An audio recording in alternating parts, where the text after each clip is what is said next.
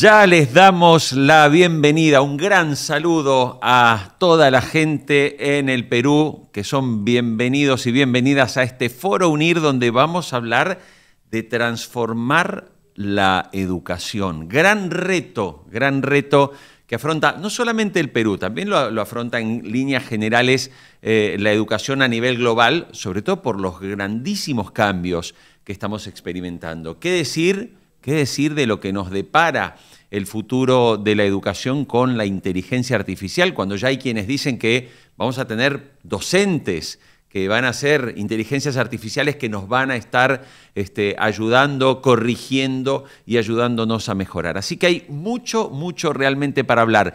Quiero saludar ya a toda la gente que se está conectando, como Augusto Grados, que se conecta desde la ciudad de Lima, o Cristian Navarro, también conectado desde Lima. Saludamos a la gente allí en Chiclayo, a los que se conectan desde la selva peruana, que en nuestros foros de UNIR solemos tener gente de Tarapoto, de Iquitos, que siempre nos acompaña. Y por supuesto, no podemos olvidar el sur del Perú, allí Arequipa, la zona de Puno, de Tacna, nos están saludando. Justo Gonzalo Barrios nos saluda desde la bellísima ciudad de Arequipa, una de las ciudades más hermosas que tiene el Perú. No es la única, hay otras que también son muy bonitas. Pero bueno, ya vamos saludando a todos. Miguel Fernández, Andrea Betsy, que también nos saludas desde Cañete. La decana nos escriben desde Cusco. Yuri, Eric, Pinares, Bonet, que también nos está saludando. Así que un saludo a todos y bueno, vamos a empezar a hablar de lo importante, porque hoy hablamos del aula 4.0. ¿Qué es esto del aula 4.0? Qué importante es tener en cuenta cómo con la tecnología y la digitalización incorporamos esa tecnología, esa digitalización dentro de las actividades cotidianas que un docente lleva adelante con sus estudiantes. Sé que tenemos muchos maestros, maestras, docentes que están conectados con nosotros y por eso quiero ya darle pie y darle paso, saludar a nuestro invitado, nuestro primer invitado de hoy que nos acompaña, que es Edgar Guillermo Solano. Él es el director de Wake Up Brain Academy y con él vamos a hablar de un tema que, les cuento, por ejemplo, aquí en España se habla mucho ya de la gamificación. Y si bien este es un término que en el ámbito ya de la educación se conversa, se habla, tenemos que admitir también que por ahí en nuestras regiones, en América Latina, todavía hay prácticas todavía nos falta un poquito. Esto que estamos viendo más en Europa, que se ve también en los países nórdicos, bueno, esto está llegando, pero por eso nada mejor que tener a nuestro invitado a quien ya saludamos. Guillermo, un placer tenerte hoy. Estás conectado desde Colombia. Qué bueno recibirte. Gracias por estar con nosotros. Jorge, un placer estar aquí, un placer hablar de estos temas. Muchísimas gracias además por abrir estos espacios. Bueno, yo quiero invitarte, porque ya tenemos a mucha gente, nos saluda Margarita de Lima, o sea, siguen llegando mensajes, gracias a todos los que están conectados. Yo creo que queremos escucharte con mucha atención porque vamos a hablar de esto que decíamos recién, la gamificación como estrategia de aprendizaje en el aula. Créeme, yo que no soy docente, me interesa mucho entender con más claridad de qué se trata todo esto y cómo esto va ingresando, va entrando en ese ámbito educativo con tantos profesores, profesoras, maestros, maestras que nos están acompañando. Así que te escuchamos con mucha atención. Efectivamente, ese es uno de los temas de los que se está hablando muchísimo y afortunadamente, creería yo, Jorge. Y saludando a todos los docentes y a los no docentes también que están conectados, quería poner este tema, que tiene que ver además con este aula 4.0, que tiene que ver con qué vamos a hacer con la tecnología, por ejemplo. En muchísimos casos estamos hablando de que la tecnología sirve para introducir juegos y estamos encontrando una cantidad de plataformas que nos permiten hacer juegos en el aula, en las clases. Y nos preguntamos si ese es el uso correcto o adecuado para la tecnología. Vamos a ver un poco eso. Y para eso, pues el tema sí, efectivamente es ese nombre, que además es un nombre que no sé si ni siquiera si está autorizado por la Academia Gamificación, y que viene obviamente de un trabajo previo que han venido haciendo muchas personas en muchos lugares del mundo y que se llamó gamification, que nosotros lo hemos aterrizado a las malas como gamificación y que tiene que ver con juegos. Y los que somos fanáticos de los juegos de mesa o de los juegos de video, pues identificamos muchos elementos de los juegos que pueden ser útiles en la educación. Yo siempre, mientras estuve en la universidad, dije, yo soy un NPC o un NPC, un NPC. Los que juegan juegos de video tal vez reconozcan esta palabra, o los que juegan juegos de rol. Los NPCs son esos personajes que no hacen nada en los juegos. El NPC son caracteres que no son jugadores. Son esos personajes que están allí para rellenar las escenas. Si tú estás jugando un videojuego, es el señor que te atiende en la tiendita y te vende lo que tú necesitas, pero no es un jugador. Está allí simplemente para hacer montón, para que eso no se vea desocupado, ¿no? Igual pasa en los juegos de rol. Yo en la educación me sentía un NPC y me pregunto si algunos de ustedes también. Es decir, que han estado participando allí, pero no son protagonistas. Y yo me pregunto cuántos de ustedes tienen sentados al frente una cantidad de NPCs en una clase. De jugadores allí que no son realmente jugadores, son caracteres de relleno. Y uno se pregunta cuando los ve un poco elevados y despistados si eso es lo que uno tiene al frente en un aula. En la universidad yo recuerdo que era bastante NPC, excepto en una clase.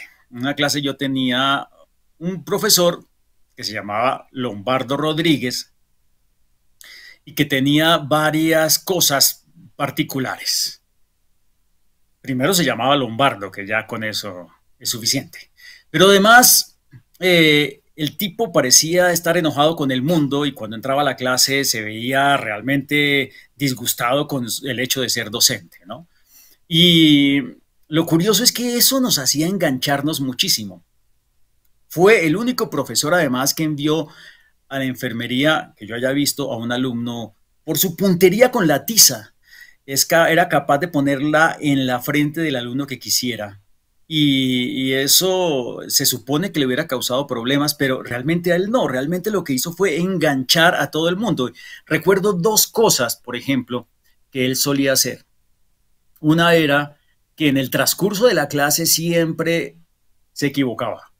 Se equivocaba a propósito. Y era un punto en el examen que ganaba el que se diera cuenta que acababa de cometer un error. Era un punto que estaba entregando en cada clase.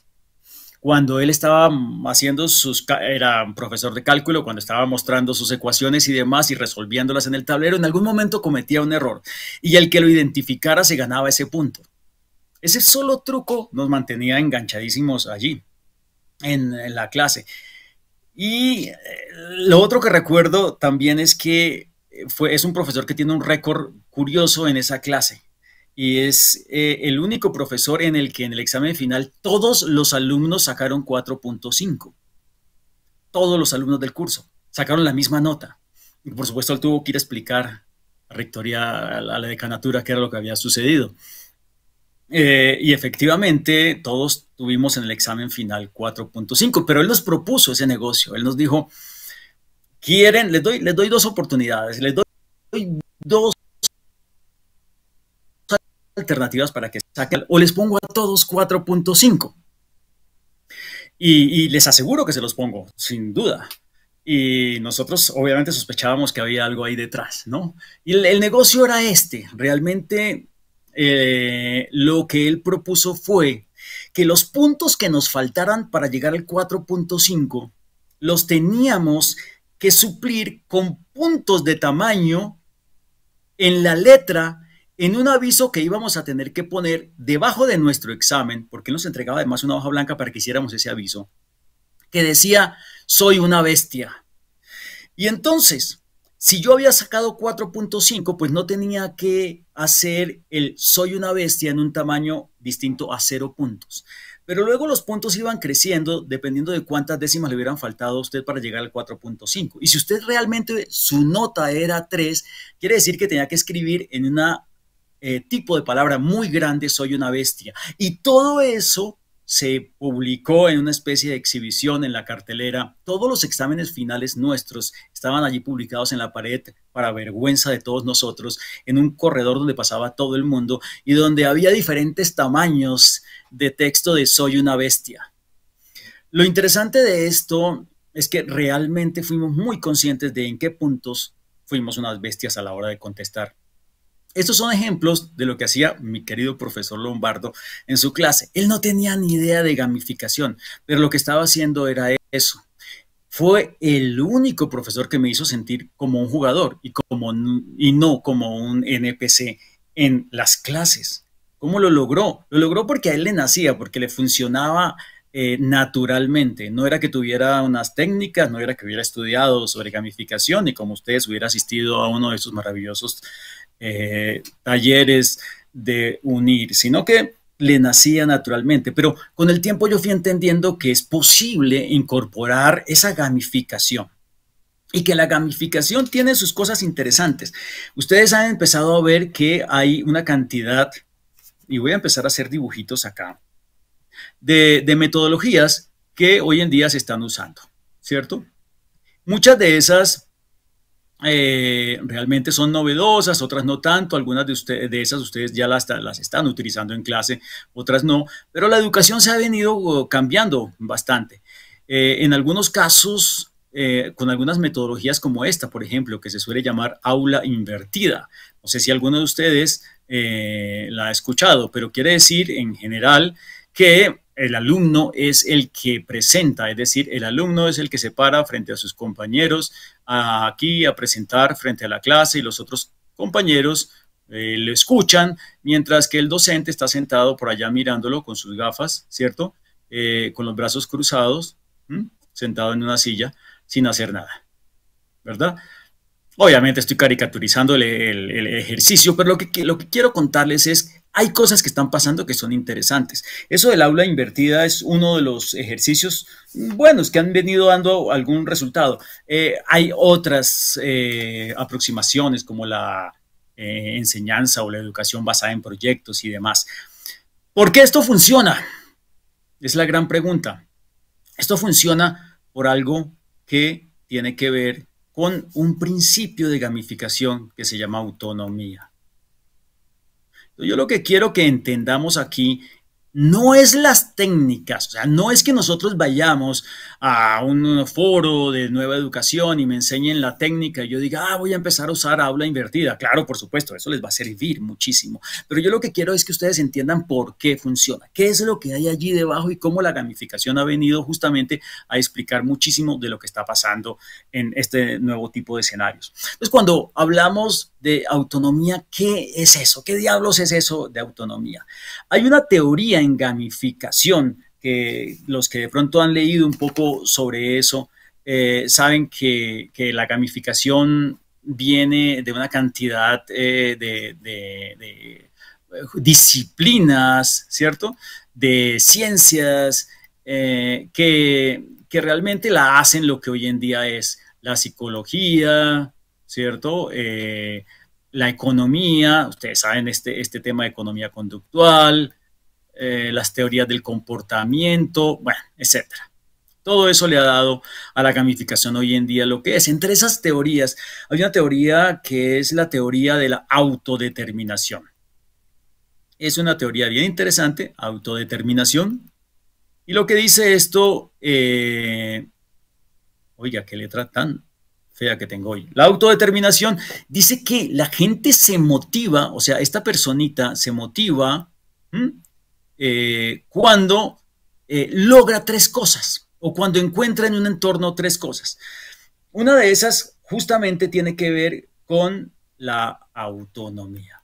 Entonces la autonomía lo que quiere decir es que en los juegos usted está interesado en el juego si usted siente que tiene control sobre el juego. Es decir, si el juego lo lleva a usted por donde él quiere y usted no tiene la capacidad de cambiar eso, a usted no le interesa ese juego. Entonces los juegos más enganchadores, cuando han estudiado los juegos más enganchadores, son los juegos en los que el jugador siente que cuando hace algo, pasa algo con eso que hizo. Así que cada vez que hace una idiotez, entonces tiene unas consecuencias. Si yo salto aquí, caigo en el hueco, pero si salto en otra parte, no caigo en el hueco y yo decido dónde salto. Ahí es donde está la emoción del juego. Entonces este tema de autonomía es algo que se respeta muchísimo en diseño de juegos. Pero no solamente eso, en diseño de juegos también se habla de competencia. Es decir, los juegos están diseñados para nunca hacer sentir bruto al jugador. Eso es interesante. Porque muchos de los mecanismos de educación están diseñados para hacer sentir bruto al jugador. En los juegos siempre se arranca por el nivel más bajo. Si ustedes han jugado algún tipo de videojuego se dan cuenta que los primeros niveles son facilísimos y que a medida que la persona juega y juega y juega más es capaz de ver cómo sus dedos se mueven más rápido y cada vez tiene más competencia, es decir, más capacidad, su habilidad está mejorando. El juego le demuestra eso. Como los juegos son tan buenos en mostrar eso, la gente es fanática de los juegos y se engancha mucho. No competencia aquí en el sentido de que yo estoy compitiendo, sino en el sentido de que soy competente. Y finalmente está el tema de relación dentro de ese modelo de la autodeterminación. La relación quiere decir que cuando yo juego estoy haciendo una actividad que es social. Así juegue solo, así sea el nerd más enclaustrado que no sale a comer ni a tomar el sol, estoy relacionándome con el mundo y la relación es muy importante en esta motivación que las personas tienen. Por eso las convenciones de geeks son tan importantes, porque cuando se encuentran los que juegan y hablan en su lenguaje especial y hablan de la Guerra de las Galaxias y hablan de los autores preferidos, ese momento de sentirse identificado es un momento muy poderoso. La relación tiene que ver, por supuesto, con las otras personas. ¿Okay? Entonces este es uno de los modelos que utiliza la gamificación hoy en día. Ahí se los dejo. Ojalá entren y busquen más sobre las teorías de autodeterminación. Pero todo esto dio origen entonces a la gamificación. Y la gamificación lo que vino a proponer es tratar de entender qué es lo que hace a un juego tan adictivo. O sea, qué es lo que hace que un muchacho, por ejemplo, esté jugando ahí en la consola, ¿cierto? Con su controlito aquí y su diadema. Voy a pintarle una diadema. Perdón, voy a pintarle una. Discúlpenme. No, una diadema. Esto es una locura, la diadema. Bueno, esta es una diadema. Él está ahí muy encorvado, la espalda ya no le sirve casi, está sentado aquí en un puff, digamos, y está jugando aquí cualquier juego, Grand Theft Auto, ¿listo? Y lleva horas jugando este juego, ¿de acuerdo? Entonces, el nivel de atención, la concentración, el foco que está teniendo este muchacho acá, cualquier docente que está parado frente a un aula, ¿cierto? Acá tratando de explicar un tema, lo envidia, porque este de acá se durmió, ¿cierto? Aquí encima del pupitre. Y este de acá está hablando con el de atrás. Y el de atrás, pues le está poniendo cuidado, ¿cierto? Esta niña de acá le está poniendo cuidado. Y están desconectados. Y el otro de allá está mirando para la ventana, que además hay unas cosas muy interesantes allá en la ventana. Entonces él está mirando porque allá afuera hay unas cosas que están sucediendo en la vida real. Este es un aula normal. Estoy exagerando, por supuesto que es una caricatura, pero todos sospechamos que estos estudiantes, así nos estén mirando, no están teniendo este nivel de foco que tiene este concentrado jugador de acá. Y en algún momento alguien se empezó a preguntar cómo hacemos para traernos esta capacidad de concentración a los alumnos que nosotros tenemos. Y esa fue una pregunta que tiene su validez o no la tiene, luego lo discutiremos en otro escenario, pero la verdad es que dio origen a una cantidad de preguntas interesantes. ¿Qué hago yo para entender cómo los juegos traen unas nuevas posibilidades al aula? En ese sentido, yo quiero que ustedes tengan claro algo muy importante. Usar juegos no es gamificar. Cuando ustedes miran la mayoría de los informes, de las investigaciones que ustedes encuentran, los documentos que ustedes encuentran sobre gamificación en el aula, son muy básicas. En general se refieren al uso de juegos en el aula. Cuando ustedes buscan plataformas de gamificación, son plataformas para hacer juegos, ¿de acuerdo? Entonces usted lo que encuentra aquí es el Kahoot y todos sus hermanos. Y estar usando estas herramientas o hacer juegos no es hacer gamificación necesariamente. Hay un nivel más profundo que podríamos llamar la experiencia profunda, que es realmente a lo que uno tendría que apuntarle. Esta experiencia profunda, que es decir, lo que yo realmente encuentro cuando utilicé gamificación, esto. Estoy resaltando lo que pareciera que estoy tachando, ¿cierto? No, pero estoy resaltando. Esto es la experiencia que nosotros necesitamos crear, ¿de acuerdo? Entonces, cuando yo he logrado crear esta experiencia profunda, ya tiene sentido usar Kahoot. Ya tiene sentido usar los juegos de quizzes, ya tiene sentido darle puntos a los muchachos, etcétera, etcétera, etcétera. Necesito entender qué es lo que hace que algo esté gamificado. Y curiosamente, no son los juegos. Primera alerta y primera alarma para lo que muchos nos han venido vendiendo como gamificación. No son los juegos. Para entender un poco mejor qué es eso de la gamificación, quiero contarles un modelito que yo suelo usar mucho, que es un modelo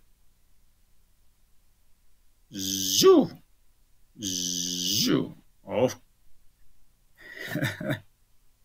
Bien, esto quedó bastante derecho.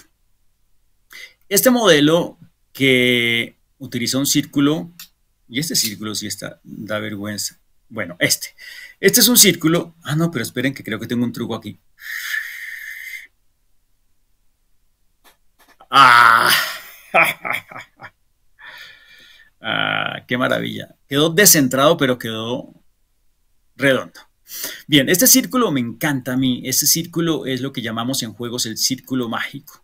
Círculo mágico quiere decir que cuando las personas entran en un juego, ¿cierto? Como que se desconectan del mundo real. Aquí afuera está el mundo real, ¿cierto? El mundo real es aburrido y amenazante, pero cuando entramos al juego, aquí es un mundo distinto. En el mundo real hay unas reglas que son las reglas de la vida, del mundo real, y aquí hay unas cosas maravillosas que son las reglas de juego. Distintas de la vida real. Entonces aquí pasan cosas maravillosas. Pero bueno, yo lo que quiero es utilizar este círculo para hablarles de un modelo que me parece que les va a servir muy útil. Y este modelo habla de los estilos de jugador. Este fue un modelo, si ustedes lo quieren consultar, hay un tipo que todavía vive y que es un tremendo loco, que es Richard Bartlett, es un inglés que ha hecho muchos estudios sobre este modelo. De él se han desarrollado muchas cosas, porque aunque lo hizo de manera casi que intuitiva, resultó ser increíblemente poderoso. Él dice que hay 3 tipos de jugadores y que el primer tipo es lo que él llama los competidores, realmente lo llama los killers, y lo que buscan es ganar, ¿no? Entonces cuando tú juegas en un juego puedes querer siempre ganar. Y ese es un tipo de jugador. Yo necesito siempre a otra persona porque si no, ¿a quién le gano? ¿De acuerdo? Dice también que hay otro tipo de jugadores, que es el explorador. Y el explorador no necesita ganarle a otro necesariamente, pero es un jugador que necesita mundos para poder ir descubriendo. Los que jugamos juegos como Zelda y ese tipo de juegos, nos pasamos tiempo descubriendo espacios nuevos, qué hay detrás de esa piedra, qué hay detrás de esa montaña, para qué sirve este pergamino que encontré. Todo eso finalmente es un juego y termina siendo muy interesante porque no he tenido que combatir con nadie ni pelear con nadie, sino que el descubrir la verdad o lo que hay detrás es lo que motiva a ese tipo de jugador. Decía él también que hay un tipo de jugador que es el socializador, yo lo llamo aquí colaborador. Y él decía, este juego, este señor que está por acá, lo que le gusta es compartir con otros. El juego es casi que una excusa. Entonces juegos donde no hay interacción con el otro, a él le aburren bastante. Y finalmente decía que hay un jugador que se llama el escalador. Él lo llamaba el achiever, el logrador, digamos. Pero aquí yo le voy a poner el escalador. ¿Por qué les pongo a ustedes todo esto con esta cantidad de rayas que hacen tan difícil la lectura? Se los pongo porque cuando nosotros entendimos que había distintos estilos de jugador, o sea, estilos de jugador, entendimos también ese mismo día que había estilos de motivación. Que hay personas que se motivan por la colaboración, que hay personas que se motivan por explorar, por ganar, por escalar. Y también entendimos entonces, por lo tanto, que hay estilos de aprendizaje en estos mismos cuadrantes. Y esto cambió las cosas radicalmente. O sea, esto creó un mundo completo, un espacio gigantesco allí. ¿Por qué? Porque empezamos a entender que cuando yo hago una actividad en clase, no importa la que sea, fíjense que no estoy hablando de juegos. Resulta que esa actividad, por ejemplo, digamos que hacemos una actividad en la que los sentamos a que conversen en círculo, ¿cierto? Después de un, no sé, una actividad X, los sentamos. Pues resulta que esta sentada aquí, hablar, ¿cierto? Donde el uno explica, le cuenta al otro, le dice, mira, a mí me pasó esto, y el otro le cuenta también, a mí me pasó esto. Este tipo de actividades hace que esté feliz, esta niña de pronto está feliz contando su historia, ¿cierto? El otro también quiere intervenir, ¿cierto? Pero este está aburrido, le parece lo peor, la cosa más aburrida y más inútil, una actividad de estas. Entonces uno reacciona contra este, le dice asocial y le dice, oye, tú sí saboteas todo lo que nosotros queremos hacer acá, mire que este es un momento de compartir los conocimientos y aprender juntos. Pues no, realmente estamos hablando de que probablemente este se motiva por competir y estos dos se motivan por colaborar. Cuando empezamos a entender eso, nos cambia la relación con los estudiantes, nos cambia la relación con el aula y empezamos a entender que la gamificación va mucho más allá de ponerlos a competir. Porque cuando los pongo a competir se animan unos y los otros se desaniman. Entonces empezamos a entender lo complejo que hay y fíjese que ni siquiera he empezado a usar juegos. Entonces, cuando yo entiendo esto, se me abren una cantidad de posibilidades y empiezo a entender a Lombardo. Yo podría, por ejemplo, hacer dinámicas de exploración para enganchar a los exploradores. Por ejemplo, podría dejar, como lo hacía él, que ellos descubran en qué momento cometí un error. Eso le engancha a los exploradores. Pero además, como le digo, ¿cuál es el primero que lo logra? Estoy enganchando también a los competidores, ¿cierto? Yo fíjese que estoy enganchando a dos tipos de jugador acá, pero eso no le emociona a estos. Entonces tengo que hacer otras cosas para que le emocione a estos. Por ejemplo, cuando hablamos de aula invertida, el colaborador se siente feliz de poder explicar a sus alumnos, a sus compañeros, perdón. Y esto que estoy haciendo acá es solamente mostrarles cómo se abren una cantidad de posibilidades tremendas. El escalador, por ejemplo, no le interesa que lo pongan a competir con los otros, pero le interesa saber cómo va con él mismo, cómo ha ido progresando. Por eso los que diseñan juegos, diseñan niveles. Y acá vamos entendiendo entonces que no necesitamos los juegos, o los necesitamos, pero los necesitamos después de que hayamos entendido todo esto. Entonces, esto, con otra cantidad de cosas que han ido pasando, nos ha permitido entender que el mundo de la gamificación abre una cantidad de posibilidades. No se las puedo contar todas acá porque tenemos un tiempo limitado en este tipo de foros, pero quiero darles un par de cositas para que piensen, para que se vayan pensando en esto. Uno de los conceptos claves de los juegos es la realimentación o el feedback. En eso le trabajan muchísimo los que diseñan juegos. Y eso, la gamificación lo tomó, lo entendió y lo aprovecha muchísimo. Y empezó a enseñarnos por qué muchas veces la motivación se baja.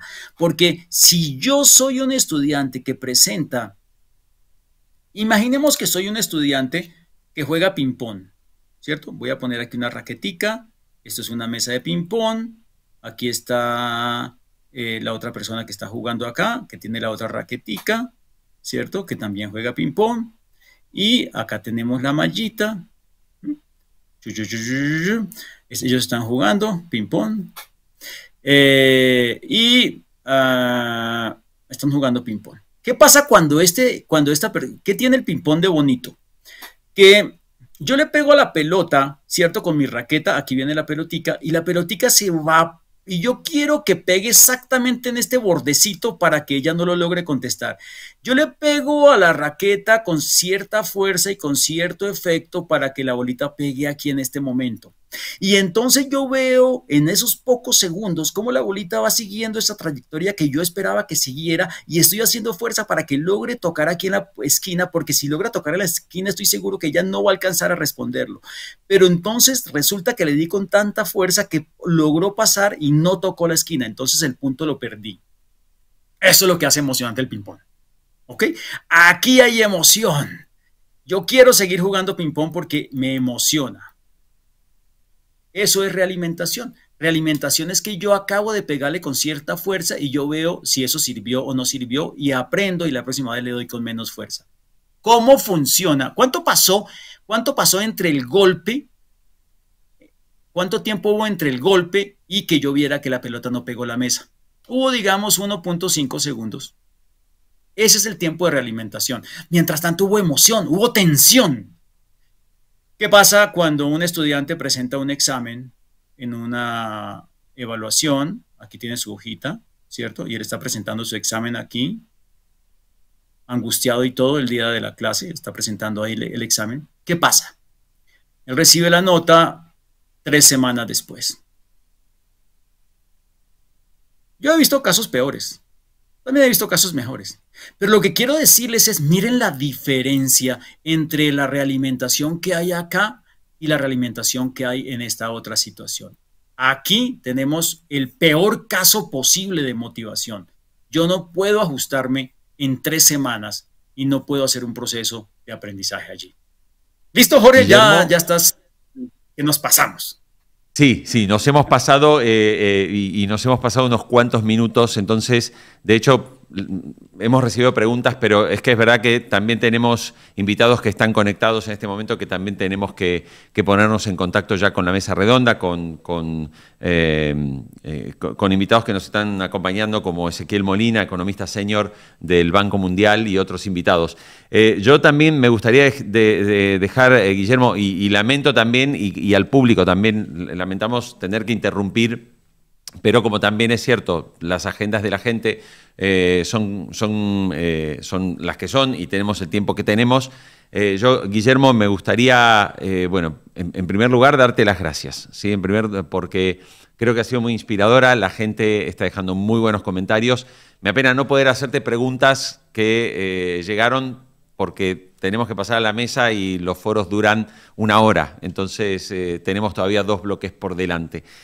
Por eso quiero agradecerte estos minutos y obviamente también dejar abierta la puerta, porque creo que en este tipo de lo que hemos visto hoy, estos ejemplos, esta experiencia, me parece que resulta de gran utilidad. Aquí la gente dice, qué lástima, el tema es sumamente interesante, gracias Guillermo, dice la gente. Entonces, te quiero agradecer, pero dejo abierta ya para otro foro que vamos a hacer nuevamente para el Perú, también para Colombia. Nos encantaría poder contar contigo y tal vez trabajar en la próxima, más que una charla, un taller directamente para compartir con docentes la experiencia del trabajo que estás realizando y cómo esto, o sea, en esto en lo que ustedes trabajan, investigan y desarrollan, es aplicable también para los docentes en su día a día y con sus estudiantes. Perfecto, Jorge. Mil gracias realmente por este espacio y felicitaciones nuevamente. Muy bien. Gracias, Guillermo. Y nosotros seguimos. Ahora ya nos ponemos en contacto con nuestros invitados. Yo quiero presentar a nuestros dos participantes que nos acompañan. Saludo en primer lugar a Ezequiel Molina, economista senior de The Global Practice for Education in Latin America del Banco Mundial. Ezequiel, bienvenido. Muchísimas gracias. Gracias, muy buenos días. Qué bueno estar con ustedes. Bueno, sé que estás con muy poquito tiempo. Voy a saludar también entonces a Javier Velázquez, experto en gamificación y engagement. Javier Velázquez, un placer recibirte en este foro. Buenos días a todos. Muchas gracias por la invitación. Bueno, yo quiero empezar y también decirle al público, Ezequiel Molina, desde el Banco Mundial, tiene poquitos minutos para compartir con nosotros, por eso vamos a hacer foco en hacerle algunas preguntas a él y en todo caso, si no puede continuar con nosotros, seguimos hablando con Javier Velázquez. Ezequiel, después de la presentación que hemos visto recién, como muy práctica a partir de las experiencias, a mí me gustaría empezar preguntándote, haciendo una mirada desde el Banco Mundial, donde obviamente ustedes tienen ese prisma que permite ver a toda América Latina, ¿no? A toda América Latina. Hoy estamos con muchísimos docentes, profesores, maestras desde el Perú. Si tuvieras que determinar brevemente cuáles son para ti esos principales desafíos que hoy afronta la educación del Perú en el contexto, naturalmente, que hoy tiene y teniendo en cuenta también este proceso que estamos viendo global, donde ya la tecnología, lo digital, ocupan un lugar cada vez más importante en las fórmulas para el aprendizaje. Muy buena pregunta. Y la verdad que los desafíos son enormes. Desde el desafío digital, desde el desafío de que muchos docentes, como vimos hace poco en un reporte de UNESCO, están decidiendo dejar la docencia.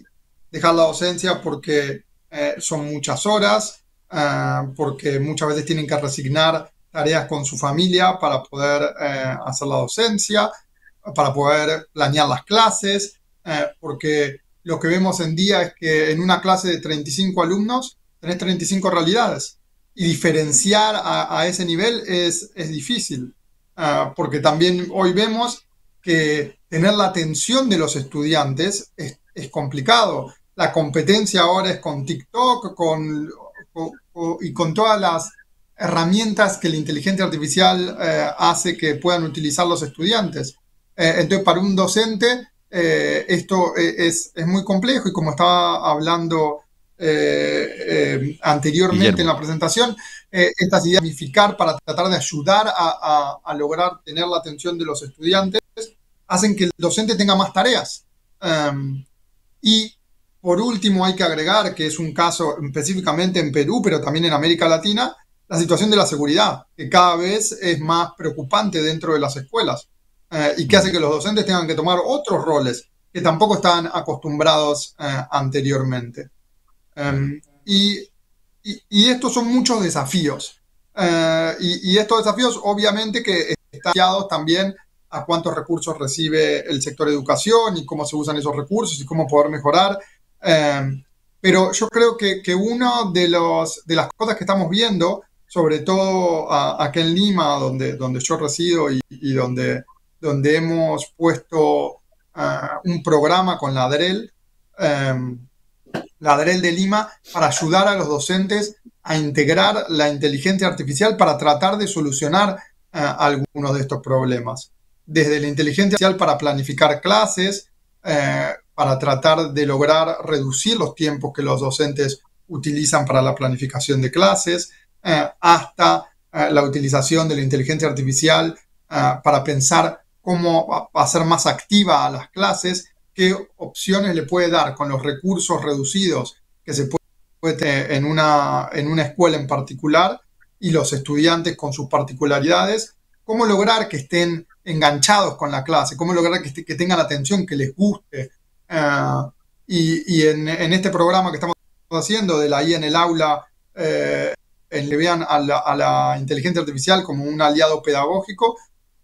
Todavía no tenemos resultados, estamos haciendo una evaluación de impacto, entonces los resultados los tendremos el año que viene, pero lo que estamos viendo es bastante interesante. Por ejemplo, un docente nos contaba cómo tenía 3 estudiantes neurodivergentes y anteriormente le tenía que pagar a alguien para que le dé planes de clase para poder trabajar con estos estudiantes, porque no sabía cómo. Él no es especialista en necesidades especiales, sino no sabía cómo trabajar. Y ahora, después de la capacitación que hicimos sobre el uso de la IA, estaba utilizando la IA como aliado para que lo ayude a generar estos planes de clase y estas actividades para estos estudiantes, logrando esa diferenciación que era tan difícil y logrando que esos 3 alumnos se puedan incorporar a la clase. Otra docente nos comentaba sobre cómo al principio le tenía muchísimo miedo a la inteligencia artificial, pero luego de la capacitación empezó a utilizarla para tratar de hacer su clase más interesante con los estudiantes. Y nos contaba cómo luego de utilizarla para hacer un croquis en matemática, por primera vez algún estudiante le había dicho como que qué contento que estaba en la clase, que cómo le gustaban las actividades, y obviamente que eso la hizo emocionar, la hizo poner muy contenta de que realmente puede volver a acordarse cuál fue su pasión por la enseñanza en un periodo con muchos desafíos. Claro. Entonces yo creo que la inteligencia artificial tiene el potencial de hacer esto. No quiere decir que lo va a hacer. Hay riesgos en la inteligencia artificial, pero es pedagógico para los docentes que quieren intentar lograr reducir su tiempo en el uso de planificaciones, mejorar la diferenciación que hacen en el aula, hacer que los estudiantes estén más enganchados y pensar cómo seguir innovando en la pedagogía. Ezequiel, yo quería también preguntarte, porque claro, como economista senior del Banco Mundial, ¿tú trabajas también, tienes alguna vinculación con el ex ministro Jaime Saavedra? Sí, Jaime es el director de Sí, por eso quería preguntarte si tú trabajas con él, porque bueno, también hay que contarle a un público que es verdad que la inmensa mayoría del público que tenemos es de Perú, que bueno, Jaime Saavedra como ex ministro de Educación, es verdad que él fue un poco un ministro que intentó hacer verdaderamente un gran cambio. Y evidentemente, ese reconocimiento de hoy estar en el Banco Mundial es el reconocimiento al trabajo que hizo a nivel local. Por eso también te quería preguntar que si tú trabajabas finalmente con él, porque uno conoce bien el trabajo que hizo el exministro. Me gustaría preguntarte para cerrar, porque sé que ya te tienes que ir. Cuando uno piensa en lo que tú decías recién, ¿no? La inteligencia artificial para los docentes, hay una cosa que es real. El Perú tiene, como le escuché alguna vez decir a algún dirigente empresarial, ¿no? Decía, el Perú ha sido bendecido por Dios, pero solo atiende en Lima, ¿no? Se suele decir esa frase, como que Lima, siendo esa ciudad capital, que naturalmente tiene mucho más acceso a la tecnología, hay más dinero, es la ciudad más rica. Pero claro, es que uno mira el Perú y tenemos la región, tenemos Tarapoto, tenemos Iquitos, tenemos el norte, que es un norte más industrial, pero después tenemos el sur, Puno, Tacna, sectores donde todavía la gran pregunta es ¿cuán alcanzable, ¿no? Es poner en práctica el uso de todo este tipo de herramientas en áreas donde obviamente todavía por ahí la conectividad no es la mejor?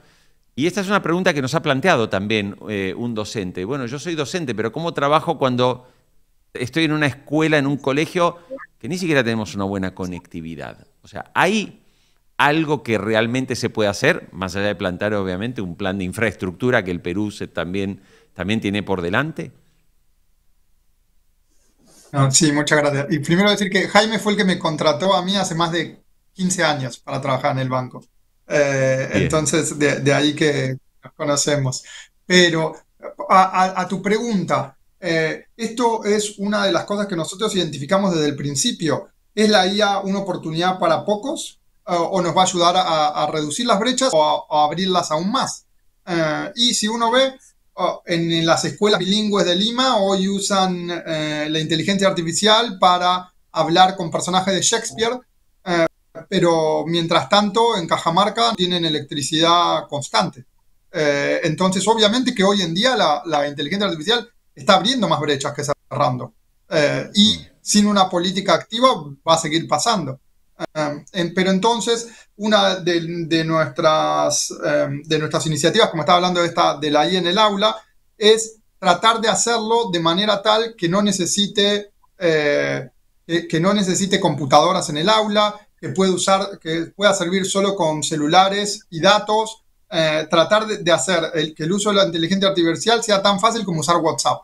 Si podés usar WhatsApp, y algunos docentes, aun cuando tengan problemas de conectividad en la escuela, por ahí tienen datos o en algún lugar la pueden utilizar. Obviamente que no, esto se puede mejorar con políticas de Estado para que tengan acceso, para que logren tener dispositivos, para que logren tener las escuelas con conectividad. Pero como vos decías, este plan de infraestructura digital, va a tomar tiempo.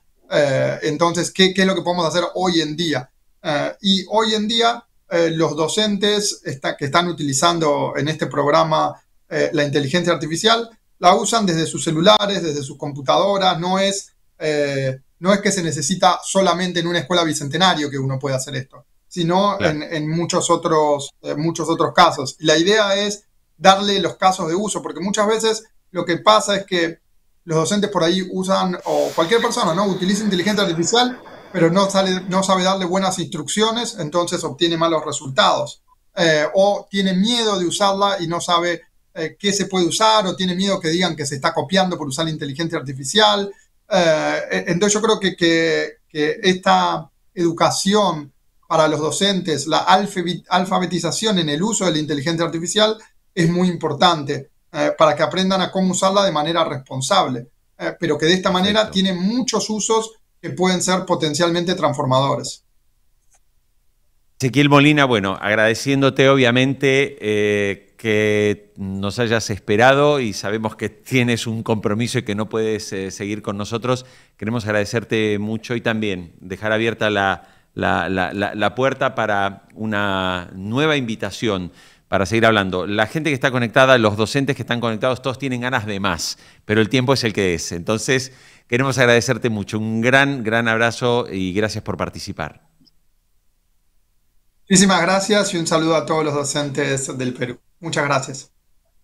Muy bien. Bueno, y nosotros seguimos. No hemos tenido lo que nos gusta llamar nuestra mesa redonda, o sea que era con Ezequiel y con Javier Velázquez, que nos está acompañando, que es experto en gamificación y engagement. Pero bueno, Ezequiel Molina nos comunicó que lamentablemente debía asistir a una reunión y no podía quedarse con nosotros y tuvimos que cambiar un poquito la dinámica. Así que vamos a aprovechar estos minutos. Y esto es un poco para darle continuidad a lo que veníamos haciendo también con Guillermo, ¿no? Guillermo nos ha planteado con su pizarra ejemplos muy concretos. Los docentes y profesores y profesoras que están conectados están diciendo por favor el taller, así que ya lo vamos a comprometer a Guillermo para ese taller.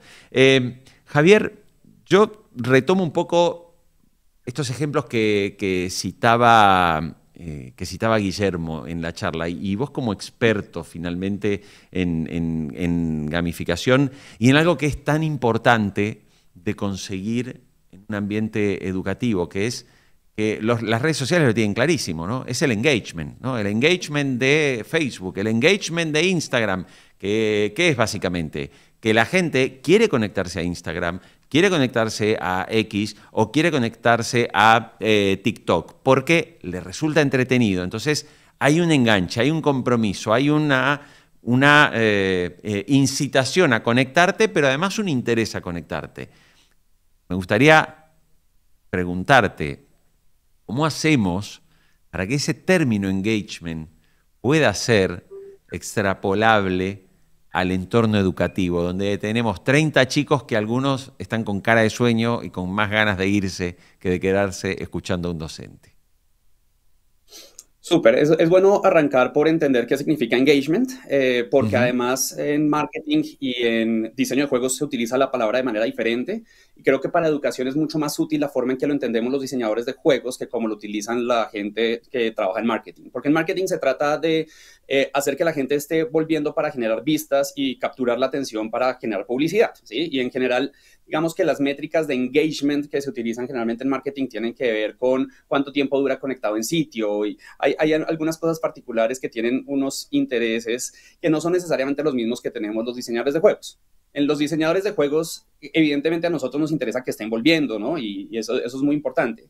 Pero el engagement es el producto de varios fenómenos psicológicos, entre ellos, por ejemplo, uno de los fenómenos más importantes que producen el engagement es el estrés. Y eso hace que haya dos categorías de engagement grandes. Está el engagement bueno y el engagement malo. Está el estrés y el eustrés, lo llaman algunos, que consiste en entender que, por ejemplo, si yo tengo una pelea de pareja es supremamente enganchadora. La idea del engagement fuerte en diseño de juegos es que salirme de la actividad requiere muchísimo esfuerzo. A veces requiere más esfuerzo salirme de la actividad que el que requirió entrar a empezar a hacer la actividad. ¿Qué es lo que le pasa a un niño cuando juega? Si yo empiezo a jugar Fortnite, por ejemplo, y me toca irme a comer, el padre tiene que hacer resistencia, tiene que hacer presión para que el niño suelte la consola, especialmente si está en mitad de una partida, no lo hace, ¿sí? Pero muchos de esos sistemas de engagement no son positivos, porque como surgen del estrés y como hay estrés bueno y estrés malo, el estrés malo también produce esos procesos. Y de hecho, muchas veces ese tipo de estrés malo lo utilizan para tratar de mantenerlo a uno conectado, por ejemplo, las redes sociales. Y por eso es que a mí no me gusta tanto ese paralelismo. En las redes sociales, Facebook genera más enganche cuando la gente está furiosa, cuando la gente está compartiendo cosas que le molestan. Y eso no lo quiere mostrar la educación. En diseño de juegos, el engagement lo estamos tratando de producir a través de otros mecanismos. Queremos estresar, ¿sí? Pero el estrés lo armamos desde el conflicto y el drama. El conflicto y el drama que se produce desde las reglas del juego, desde las limitantes que yo tengo para poder resolver un problema, desde la narrativa y la forma en que se desenvuelve, desde las emociones positivas y negativas que van fluyendo a lo largo del juego y que a veces me pueden llevar al límite de la frustración y a veces me llevan al límite de la relajación, casi al punto del aburrimiento. Y parte de lo importante para educación que es entender que para generar enganche, digamos que uno de los factores fundamentales que nos ayudan a entender que el enganche se va a generar es el manejo de la dificultad. No es el único factor, pero ya que tenemos poco tiempo, ese es uno de los factores muy importantes porque muchas veces creemos intuitivamente que si un niño no está enganchado con mi clase, lo que yo tengo que hacer es disminuir la dificultad de mi clase. ¿Sí? De pronto le está costando mucho trabajo y tengo que disminuirla y necesito que la clase sea fácil y entonces miremos qué le interesa a todos, pero no les pongamos demasiado reto, no les pongámosles buenas notas todo el tiempo para que se sientan motivados y eso no necesariamente es cierto, no necesariamente funciona así. A veces lo que necesitamos es encontrar eso que se llama el canal de flujo en psicología, que viene de la teoría de flujo de Csikszentmihalyi, que es yo necesito tenerlos suficientemente estresados para que no se aburran, pero no tanto que se frustran. Y encontrar ese canal de flujo, encontrar esa relación entre la dificultad y la habilidad del estudiante es una de las técnicas fundamentales que uno puede aprender del diseño de juegos. Es cómo hacen los diseñadores de juegos para aumentar artificialmente o disminuir artificialmente la dificultad de una tarea para lograr hacer que se acople al nivel de habilidad de mi estudiante. Y doy un ejemplo rápido para no alargar demasiado la respuesta, pero un ejemplo rápido de técnicas de engagement puede ser, si yo necesito disminuir la dificultad, ¿cómo lo hago? Genero poderes, power-ups, que llaman los juegos, boosters, ¿sí? Le doy poderes al jugador que le hagan más sencilla la tarea. Como en Mario Bros. Coger la estrella de invencibilidad, eso me hace a mí disminuir la dificultad temporalmente de la partida. Pero si yo necesito aumentar la dificultad, yo puedo hacerlo bajo varios mecanismos, aumentar el nivel de incertidumbre, aumentar el nivel de aleatoriedad, aumentar la dificultad de la tarea en sí misma, evidentemente. Hay muchos mecanismos que yo puedo utilizar y si yo estudio esos mecanismos, y evidentemente eso es un estudio largo, yo llevo investigando esto 12 años, pero si uno estudia esos mecanismos son aplicables en el aula casi que de manera directa. Yo puedo entender, ok, ¿cómo puedo hacer para hacer la tarea un poco más difícil y más interesante? O la disminuyo porque veo que ya mis estudiantes están llegando a ese límite de frustración. Bien. Javier,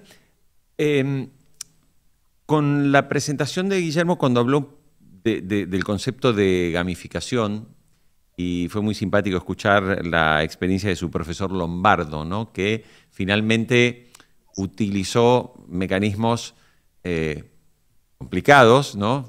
Arrojarle una tiza a los estudiantes no era la mejor, pero es verdad que los que tenemos más años lo hemos tenido. Yo también tuve mi profesora Marta, que tenía una puntería fenomenal con la tiza y reservaba una parte de tizas para lanzar y otra para escribir en el pizarrón. Pero cuando él mencionaba estos ejemplos y él decía, claro, muchas veces se piensa que gamificación es como vamos a llevar un juego al aula, ¿no? A veces porque, claro, gamificación viene de game, entonces lo relacionamos con los games, que son los juegos o los videojuegos. En tu experiencia y para compartir con tantos docentes que están conectados ahora de Perú, ¿nos puedes contar algún ejemplo, tal vez efectivamente de un juego que se utiliza en un aula y de qué manera ese juego contribuye a estimular, a generar ese engagement con los estudiantes? Listo, entonces empecemos por hacer mejor esa división entre el juego serio o el juego educativo y gamificación. Eso es purista, ¿no? Hay mucha gente que utiliza la palabra gamificación de manera amplia y dice que utilizar juegos en el aula es gamificación. Yo voy a ser un poquito purista en este momento porque creo que la distinción puede ayudar a responder esa pregunta. Entonces, empecemos por parte del problema de los juegos serios en el aula. Los juegos serios en el aula son muy poderosos. El problema es que diseñarlos toma mucho tiempo. Fundamentalmente es el problema. Yo trabajo mucho con docentes enseñándoles gamificación y siempre al comienzo me llegan con algún prototipo de algún juego, ¿sí? Muchas veces juegos de mesa, por ejemplo, juegos de tablero. El problema es que pulir esos juegos y llevarlos al aula puede ser ciclos de 2 meses solamente diseñando el juego, puliéndolo, volviéndolo interesante, 2, 3 meses. Y si ese juego me va a servir una sola vez para un tema de mi aula, se vuelve absolutamente ineficiente dedicarme al diseño de juegos para resolver mis problemas educativos. Entonces, dado eso, ¿sí? Y pues claro, evidentemente yo puedo sencillamente coger modelos de juego que ya existen y adaptarlos al aula, y eso es lo que muchos docentes han hecho, ¿no? Coger efectivamente Sabelotodo, Trivia Pursuit, juegos de trivia, y empezar a hacer juegos de pregunta y respuesta en el aula tipo Kahoot. Entonces, ese tipo de adaptaciones se hacen mucho y facilita un poquito ese proceso. El problema es que se vuelve muy plantilla y entonces todos los juegos se sienten muy iguales. Entonces, también la gente, Kahoot, después de 4 o 5 veces de utilizar Kahoot con los mismos estudiantes, los estudiantes me van a empezar a decir, no quiero más Kahoot, profe, no más, hagamos otra cosa. Entonces, eso tiene ese tipo de consecuencias. En gamificación, ¿sí? Y porque juegos en el aula, yo creo que todos han tenido experiencia con juegos en el aula. Prefiero pensar en la experiencia gamificada como una experiencia interesante, como algo distinto. Una de las cosas que, por ejemplo, yo le propongo mucho a mis profesores es trabajemos sistemas de retroalimentación. Solamente trabajemos sistemas de retroalimentación. Olvidémonos de todas las otras teorías de gamificación, hablemos de sistemas de retroalimentación. Si yo voy a tener que corregir un ensayo, y yo normalmente, ¿qué hace un ser humano cuando corrige un ensayo? Coge y empieza a poner un montón de notas al borde del ensayo, justificaciones de por qué esto no me gustó, qué falta por mejorar, y al final consolidamos todo en una sola nota, ¿sí? Digamos, en Colombia sería una nota de 0 a 5 a nivel universitario, entonces le pongo un 4.2 y ya, y ese 4.2 más esas notas deberían representar todas las habilidades y todo lo que sucedió detrás de la escritura de ese ensayo. En un sistema gamificado de retroalimentación, ¿cómo se vería ese mismo proceso? Primero, yo no pongo a mi estudiante a escribir todo el ensayo. Yo lo pongo a escribir solamente la primera frase o las primeras 2 frases. Ciclos cortos de retroalimentación. Les digo, entréguenme solamente estos dos pedacitos con unas condiciones. Y cuando me los devuelven, entonces yo empiezo a utilizar mecanismos de retroalimentación más discriminatorio, se llama, cada señal tiene que ser diferenciada para que el estudiante pueda evaluarla mejor. Entonces, un ejemplo que yo utilizaba, yo enseñaba también escritura, hace mucho tiempo yo estudié literatura, y una de las cosas que hacía era que yo, por ejemplo, señalaba en rojo algunas palabras y decía, dentro de esas palabras hay una mala escrita a nivel ortográfico. pero si había un problema sintáctico, utilizaba unos símbolos en color azul. Y si era un problema semántico, entonces utilizaba color verde y utilizaba otros símbolos, pero cada símbolo representaba algo particular, de manera que en vez de escribir en el borde del ensayo pues, párrafos de justificación, trataba de armar códigos más concretos que representaran, para el estudiante representaran exactamente lo que les enseñé que tenían que representar, y que cada vez que ven empiezan a entender cuáles son las estrategias para corregir ese elemento particular, esa marca particular que tiene un color, una forma particular. Y a la hora ya de poner, digamos, la evaluación, si quiero hacer una evaluación numérica, en vez de decir sacaste 4 o 5, puedo poner escritura 3 de 6, gramática 4 de 7. Yo puedo empezar a desglosar los puntajes en diferentes puntuaciones, como lo hacen muchos videojuegos, para que uno sepa mis habilidades como algo complejo, cómo se distribuye, cómo se discriminan diferentes habilidades.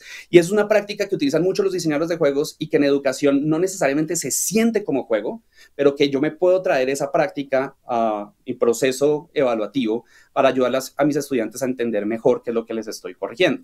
Y eso es una forma. Ya hay otros mecanismos. Por ejemplo, la idea de que hayan cronogramas. En los juegos muchas veces, todos los jueves hay un evento particular social con mis jugadores y tiene un nombre, ¿no?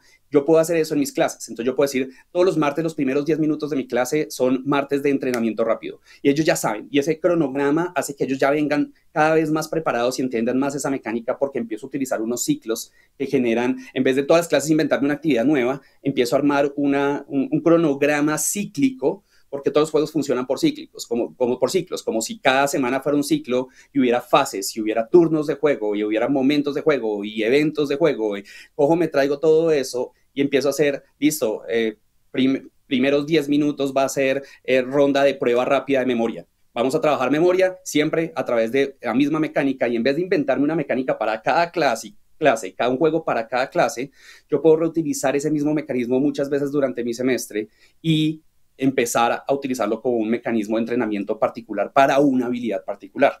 Entonces, es empezar a pensar como diseñador de juegos. Eso es lo importante. No necesito volverme diseñador de juegos, pero entender cómo lo hace el diseñador de juegos me puede dar a mí herramientas para mejorar mis prácticas en el aula. Bien. Javier, me gustaría hacerte una última pregunta, también porque nos quedamos sin tiempo, y es, hoy hay una realidad. Creo que a todos, incluso los adultos, nos está costando cada día más mantener la atención, ¿no? Y esto obedece, obviamente, a que todo este proceso de transformación digital que hemos ido viviendo, y cuando hablo de transformación digital es que todos los que estamos aquí conectados accedemos a una computadora y tenemos un teléfono móvil. Y en el teléfono móvil estamos todo el día recibiendo estímulos. Entonces, vemos YouTube, vemos Instagram, vemos TikTok, y esto nos ha ido llevando a que, ya está comprobado, que nuestro cerebro está permanentemente buscando un nuevo estímulo. Claro, esto ha tenido una consecuencia que para muchos es funesta, sobre todo en los niños o en los jóvenes que entraron en contacto con la tecnología, y es que hoy se aburren muy rápido. La idea, y estoy seguro que la mayoría de los docentes que están aquí todos los días se plantan frente a un aula con 30 o con 40 o con 20, en función de la cantidad de estudiantes que tengan, a hablarles, a contarles algo, a tratar de dar una clase, y encuentran el desafío de mantener la atención, de cómo hacer que esos chicos mantengan la atención. Teniendo en cuenta esto, te pregunto ahí, claro, un proceso de gamificación, un proceso de incorporación de juegos, ¿no podría conllevar también en un punto un riesgo de tener que ir a un modelo que los viva estimulando para que los chicos quieran aprender algo? Porque hay una realidad, todavía las tablas 2x4, 8, 2x100, las tenemos que seguir aprendiendo y de memoria. Y esto está comprobado, que si no nos sabemos multiplicar o dividir mentalmente, pues no vamos a poder depender siempre de que una tecnología nos lo resuelva todo. Tu reflexión. Hay toda una área de la psicología que se llama la psicología del aburrimiento, y habla de la importancia del aburrimiento que tiene para el desarrollo humano. Y digamos que cuando yo empecé a estudiar gamificación, ver el lado oscuro de gamificación para mí fue muy importante para poder armar una teoría un poquito más holística que no se volviera, necesitamos entretener y entonces todo se nos vuelve capturadores de atención, ¿sí? Los celulares, la tecnología, todos son una serie de capturadores de atención no es solamente el estímulo, sino son estímulos que a nuestro cerebro le cuesta mucho trabajo ignorar, ¿no? La notificación del celular es un estímulo que es muy difícil de ignorar para nuestro cerebro porque ya está entrenado a generar dopamina cada vez que lo revisa.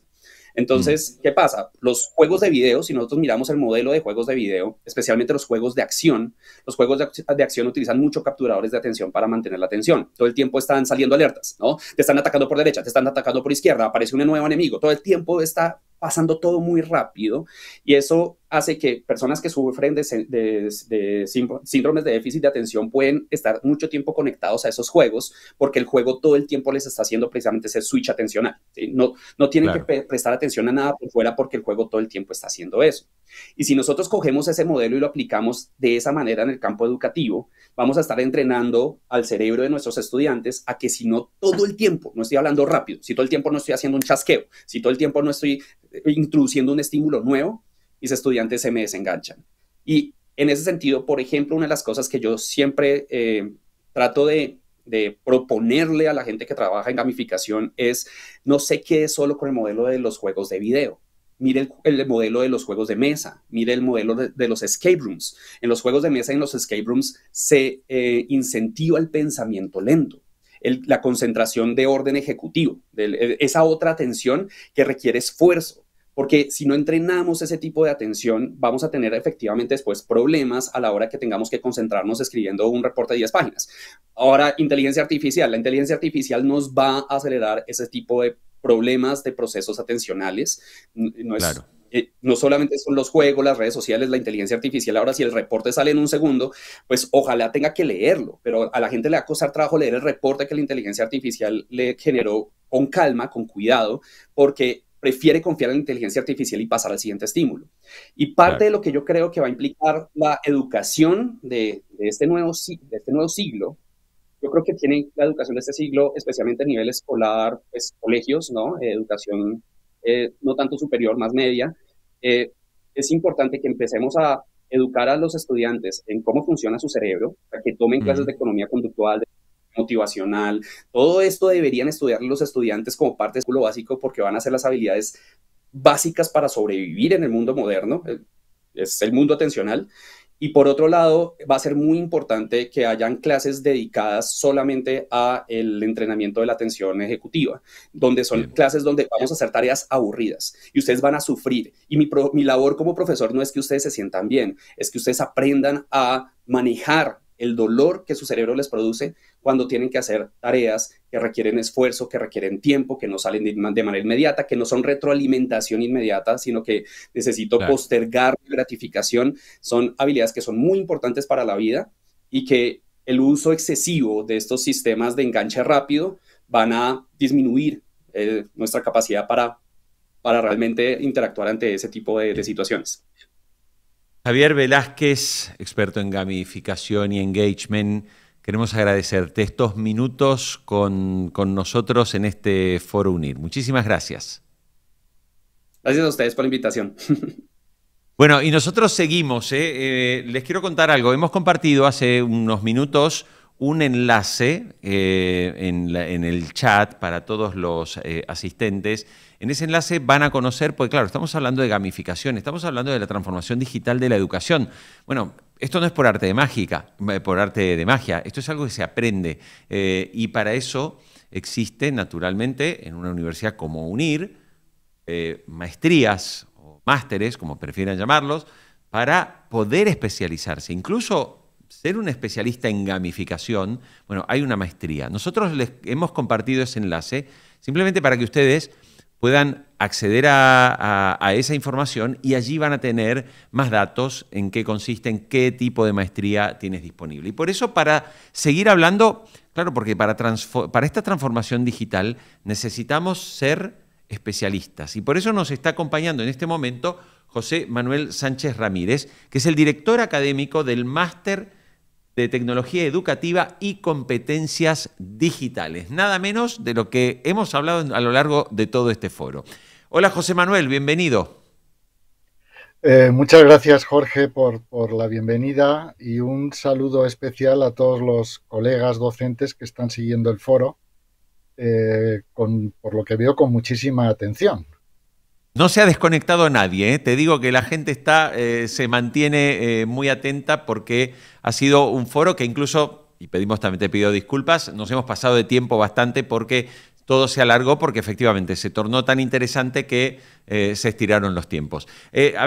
José Manuel, como le decía a la gente, le hemos compartido un enlace para que conozcan esa información. Importante también decirles que aquellas personas que están conectadas en este momento en este foro, si ven estas titulaciones y de repente alguien dice, oiga, me interesa mucho esta maestría, bueno, completando sus datos, que sepa una cosa, que si toma la decisión de hacer esa maestría, por estar en este foro, hay una oferta especial y exclusiva con un descuento muy importante en el valor de la matrícula, que lo pueden consultar cuando se comunica el asesor con ustedes y les da toda la información. José Manuel, yo quiero, comenzar preguntándote y para contarle al público, porque hemos hablado tanto de gamificación, de la tecnología, de la necesidad ahora incluso de la irrupción de la inteligencia artificial en la educación.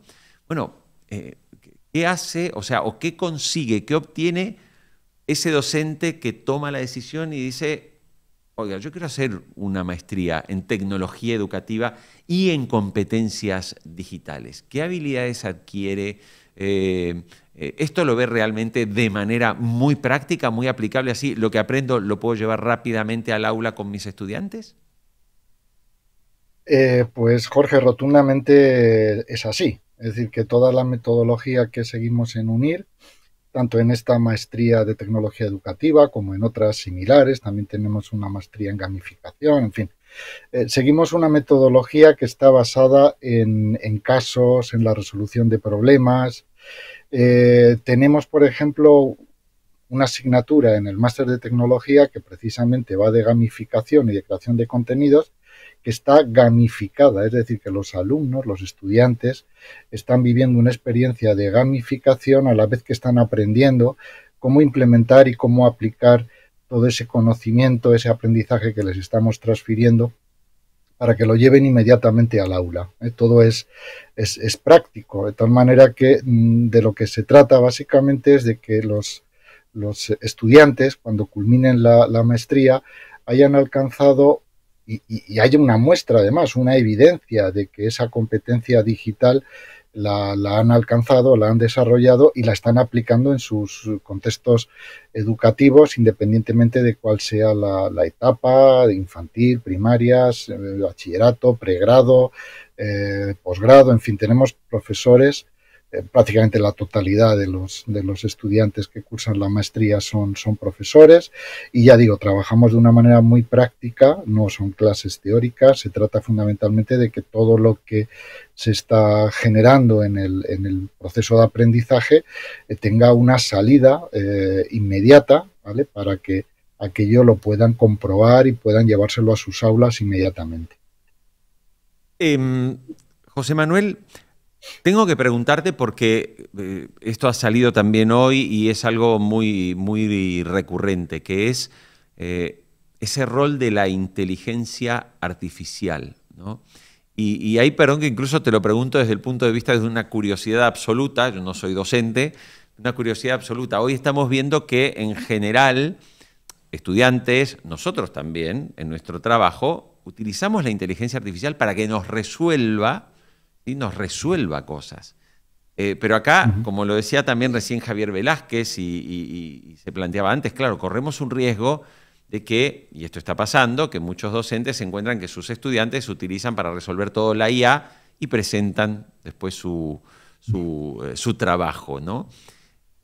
¿Cómo se integra hoy la inteligencia artificial, tú como coordinador académico, en un entorno con algo que ha irrumpido en los últimos 2 años, pero que resulta que ya está ahí? O sea, ya lo tenemos en el aula, ya lo tenemos en el trabajo, lo tenemos en todas partes.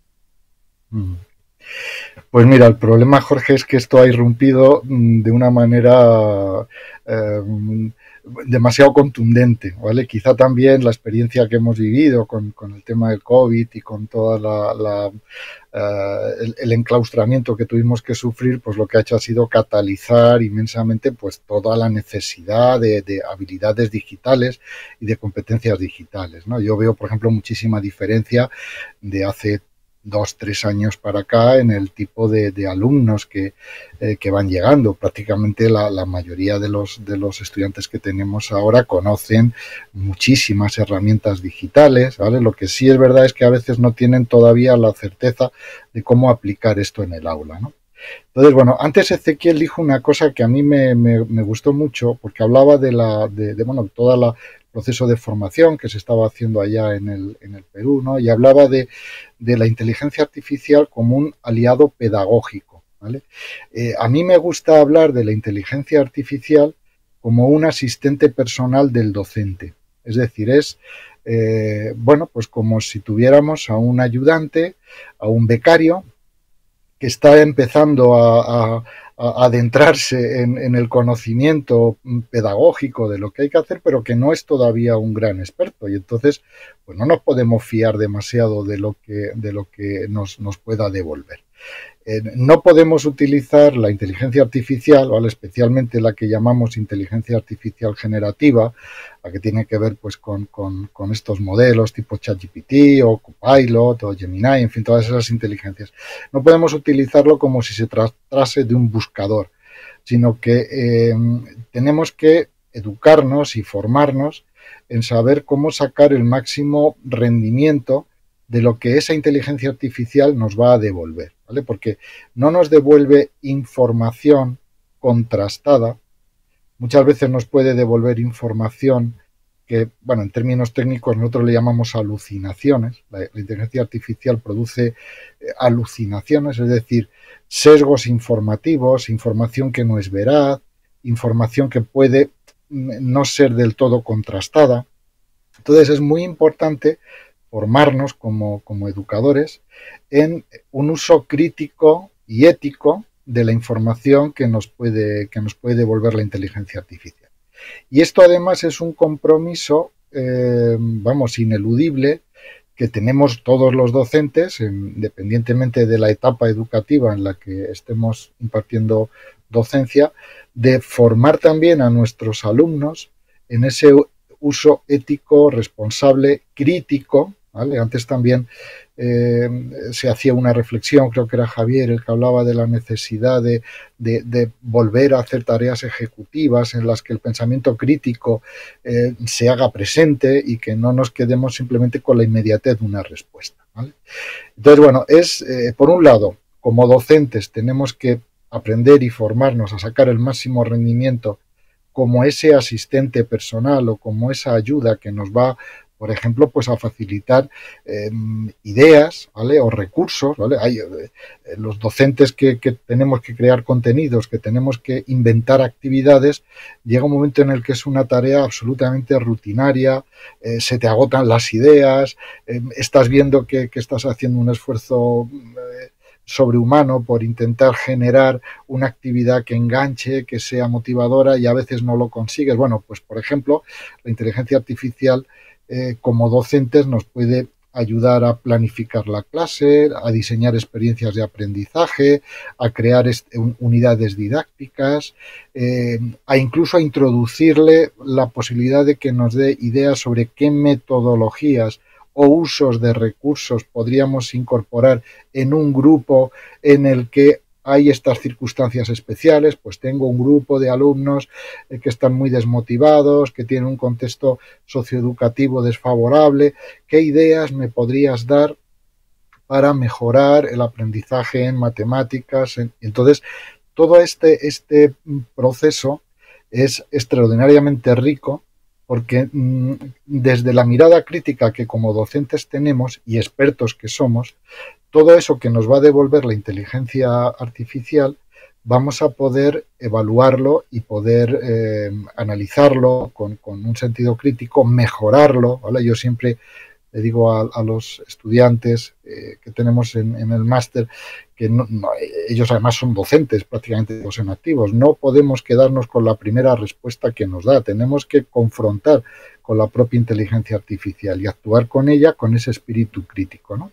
Bueno, pues esto mismo también hay que trasladarlo a nuestros estudiantes, ¿vale? Hay que hacerles ver que la información tiene que ser veraz, tiene que estar contrastada, pero que a su vez también nos puede dar un montón de ideas. Es decir, la inteligencia artificial me puede ayudar como estudiante pues a hacer un mapa conceptual, a establecer unos glosarios de términos, ¿bien?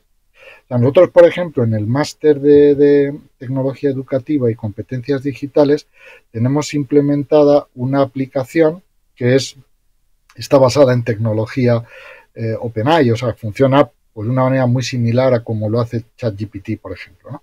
Entonces, claro, el estudiante le puede preguntar dudas que tenga, proponme un caso, proponme una evaluación o una autoevaluación con los términos o conceptos de este tema, ¿vale? Entonces, todo eso son aprendizajes prácticos, ¿vale?, que permiten que el estudiante también pueda gestionar de una manera mucho más eficaz todo el proceso de aprendizaje. Claro. Además, José Manuel, digo, y ya cerrando también, la importancia de cómo a través de UNIR y de las clases virtuales, cuando uno tiene clases y participa directamente en vivo, cómo puede también intercambiar las experiencias con docentes que pueden ser de distintas ciudades. Recién le estaba compartiendo a la gente, a todos los que están conectados a través del chat, que ya son más de 20.000 los docentes peruanos que han pasado y se han formado en UNIR, tanto en algunas carreras de grado, pero sobre todo en maestrías como de la que tú eres coordinador.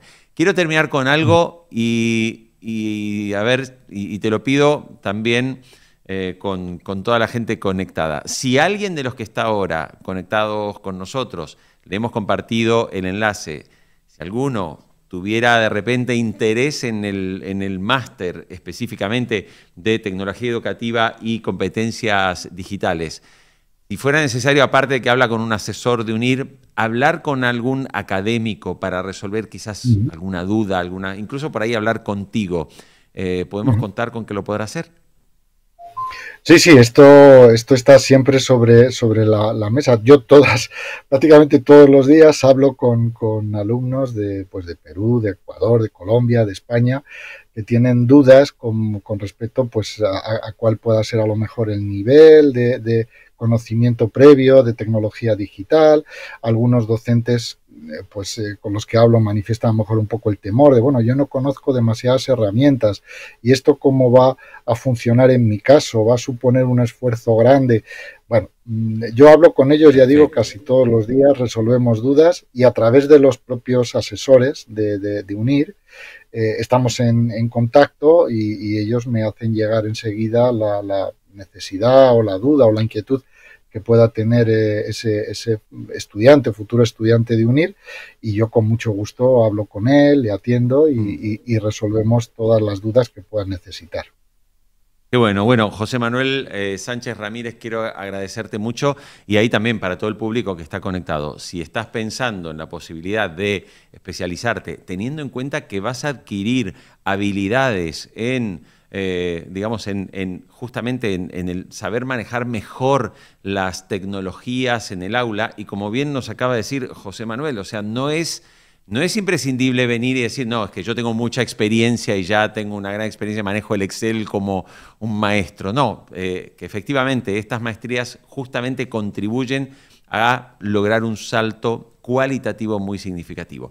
José Manuel, muchísimas gracias por estos minutos en este foro en UNIR. Gracias. Muchas gracias a ti y especialmente a todos los docentes que han asistido a este foro, que yo creo que ha resultado muy interesante y que seguro que se llevan muchas cosas para su mochila. Exactamente, así es. Bueno, y nosotros cerrando de esta manera, te quiero pedir dos cosas antes de que te desconectes, antes de que te vayas. Bueno, primero agradecerte que nos hayas acompañado, agradecemos los comentarios, ya nos hemos comprometido, vamos a hacer un taller con Guillermo porque le gustó mucho al público y vamos a repetir un taller exclusivamente para hablar de gamificación y de estas experiencias que nos ha planteado. ¿Y qué te queremos pedir? Que cuando te desconectes te va a aparecer una encuesta, ¿vale? Y esa encuesta son 5 segundos para responderla. Son 3 preguntas. Si te ha resultado útil el contenido, te ha parecido valioso lo que has escuchado, lo que has visto, bueno, ponnos un buen puntaje, un puntaje alto. Para nosotros es importante seguir avanzando y ofreciendo estos foros que acercamos gratuitamente para todo el mundo. Y para terminar también te quiero invitar a algo. Eres docente, todos los días estás frente al aula con alumnos o trabajas en un colegio, quizás en el área más administrativa, en la dirección, en distintos lugares, ¿no?, de la educación.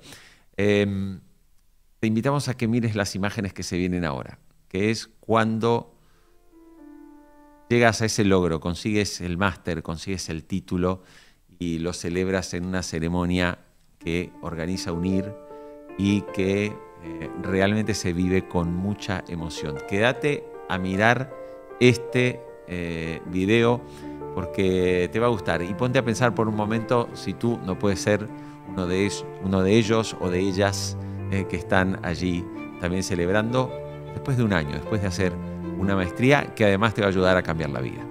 Muchísimas gracias y nos encontramos muy pronto. No te olvides que te vamos a invitar a hacer ese taller. A todos los que estuvieron aquí conectados van a recibir un mail para organizar próximamente un taller y participar en un taller de UNIR.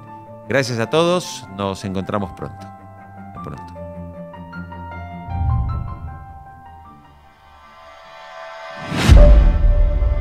Es mucha dedicación estudiar, pero bueno, la UNIR lo facilita y poder estudiar a distancia pues mejora este momento, ¿no?, del tránsito de estudiar para luego ser lo que quieres ser.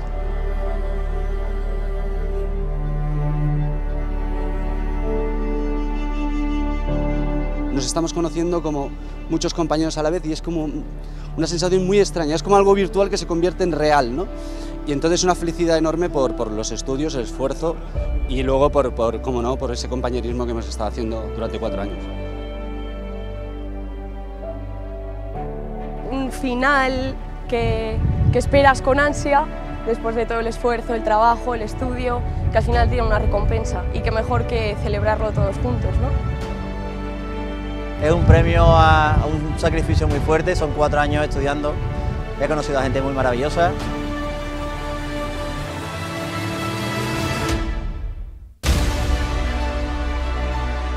Y la verdad que le agradezco a mi familia, a mi marido, por todo el apoyo que me dieron, el aguante que me hicieron, de mis padres también, a mi papá que no lo tengo, a mi mamá que está en Argentina, y bueno, y de todos, de la verdad que de todos. De mis hijas, que gracias a todos ellos pude lograrlo, en realidad. Me acordaba de mi familia, de mi esposa, de mis hijos, que han sacrificado tantas horas de estudio, ¿no?, que quizás no les he podido dar tanto tiempo por estar dándole a la maestría, ¿no? La verdad es que después de 4 años estudiando y haciendo mucho esfuerzo, me siento muy contenta y la verdad muy orgullosa de todo el esfuerzo que hemos estado haciendo este tiempo. Cuando estás aquí te desborda la cantidad de gente, todo lo que han preparado, te desborda todo lo que tú te has imaginado.